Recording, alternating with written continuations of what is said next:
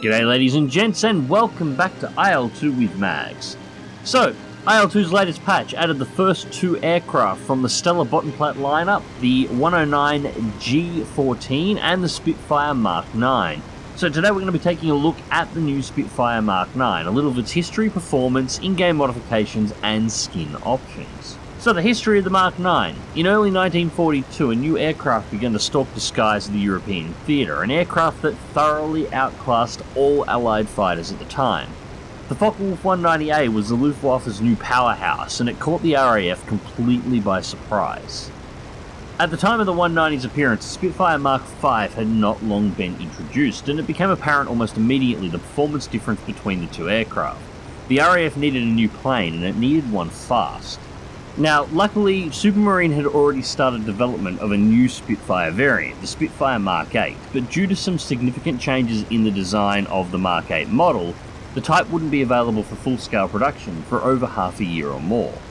To address this, Supermarine needed an updated Spitfire that could go into production almost immediately and that would have the required performance to meet the 190A in combat as a stopgap until the Mk.8 production could commence. The Spitfire Mk.IXe was that stopgap. The first Mk.IXe model started as Mark 5C airframe, stripped down to accommodate the new two-stage, two-speed supercharged Merlin engines developed for the Spitfire Mk.8.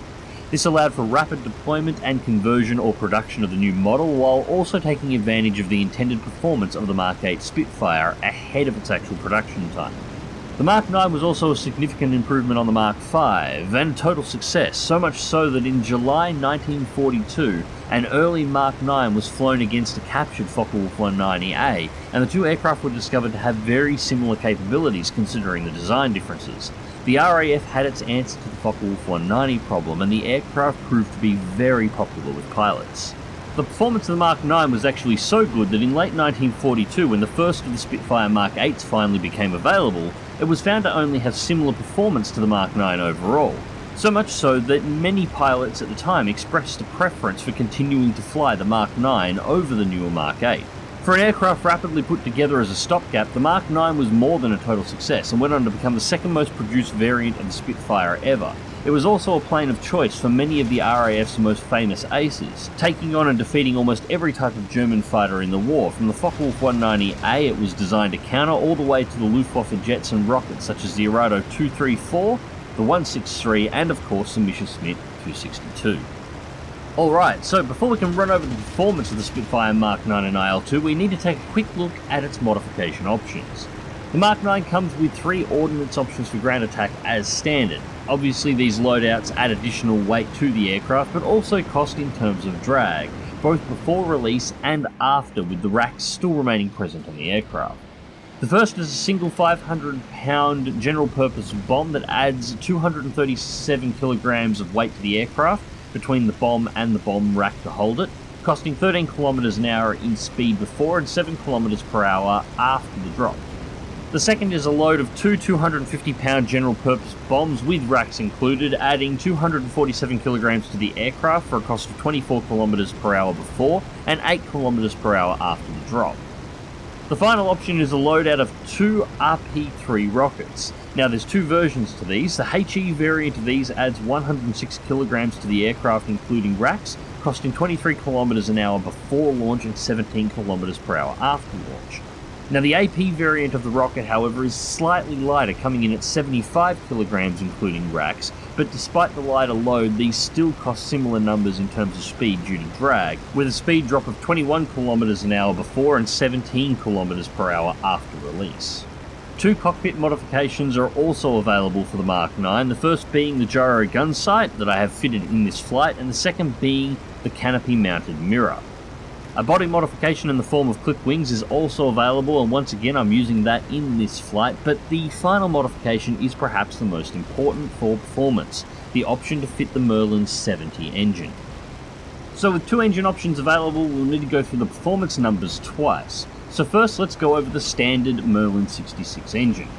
With the Merlin 66 fitted, the Spitfire Mk.IXe can maintain a maximum true air speed of 542 km an hour at sea level, 610 km an hour at over 3,300 meters, and with a peak top speed of 664 km an hour at 6,850 meters.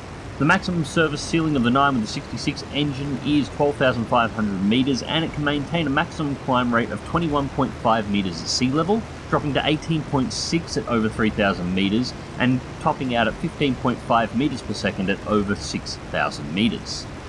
With the Merlin 70 engine fitted, the Mk.IXe can maintain a true airspeed of 532 km an hour at sea level, 634 km an hour at over 4,900 metres, but it peaks out at 677 km an hour at over 8,500 metres, showing its optimization for higher altitude combat. Peak service ceiling is also increased with the Merlin 70 to 13,000 metres.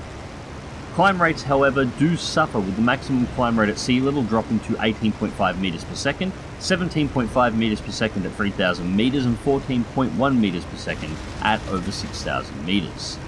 So a couple of other interesting features with both the Merlin engines in the Mk.IXe.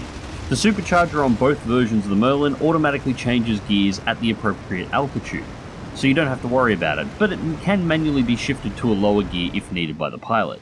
The engine is also equipped with an automatic governor for manifold pressure that activates whenever the throttle is pushed beyond 33% of maximum. The fuel mixture is also automatically controlled when the fuel mixture is set to 100%, but can be manually leaned off if the pilot wishes by lowering the fuel mixture setting to less than 100%. Engine RPM also has an automatic governor that adjusts propeller pitch to optimal based on the RPM setting. Also, the water and oil radiators are automatically maintained by the engine. However, the pilot can activate a manual mode that will fully open both radiators to maximum if needed. So overall, the aircraft is pretty set and forget. Set your fuel mixture to 100%, adjust your RPM and throttle setting as needed, and providing you're above 33%, pretty much everything on the aircraft is going to do its own thing. You can manually take control if you want to, but it's not required. So now we've quickly gone over the stats of the engines, what about the rest of the Spitfire? Well, the Spitfire Mk.IXe comes in at 2,530 kilograms empty and dry, with a standard combat weight of 3,359 kilograms. On 100% fuel, which is 386 litres, both engines can maintain a maximum flight time of 1 hour and 40 minutes at 350 kilometers per hour maximum airspeed. This is the optimal configuration for endurance flight. Forward-firing armament consists of two 20mm Hispano Mark II cannons loaded with 120 rounds of ammunition per cannon, maintaining a fire rate of 650 rounds per minute, and two 12.7mm Browning 50 caliber machine guns loaded with 250 rounds per gun, firing at 850 rounds per minute. This, more than anything, is one of the true limiting factors of the Spitfire Mk.IXe. It doesn't have a lot of ammunition in comparison to its fire rate, so its overall combat endurance is actually rather limited. If you're looking at a sustained fight, extremely tight trigger control is very important.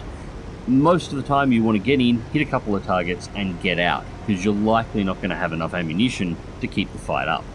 Now, as with all IL-2 aircraft, the Spitfire Mk.IXe comes with a selection of skins as standard, so let's take a look at these now.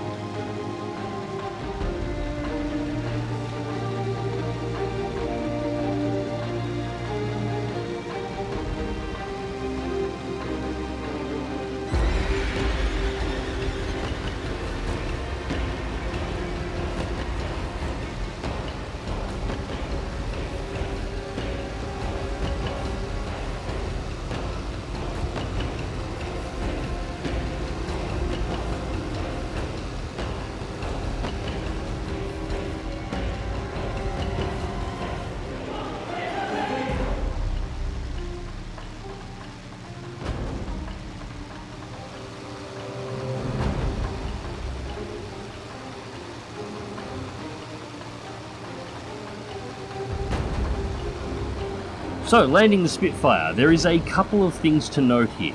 Optimal touchdown speed for the Mk.IXe is around 150 km an hour, and care should be taken not to land at a higher speed than this. With the aircraft's landing gear being seated so close together and the suspension being quite hard, it's very easy to bounce and tip the aircraft on touchdown.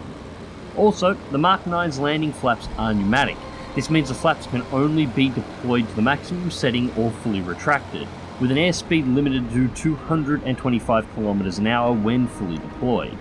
Also, the Mk.IXe is unstable in flight with the landing flaps deployed, so tight control is needed on a landing approach. The tail wheel also freely rotates and cannot be locked, so tight braking control is required during both takeoff and landings, with ground looping, as you can see, at the end of the landing being rather common, both historically and in simulation. Anyways, ladies and gents, I hope you enjoyed the video, and thank you very much for watching. As always, remember to check the video description down below for links to my social media, to my Twitch, and to my Patreon if you'd like to help support the channel directly.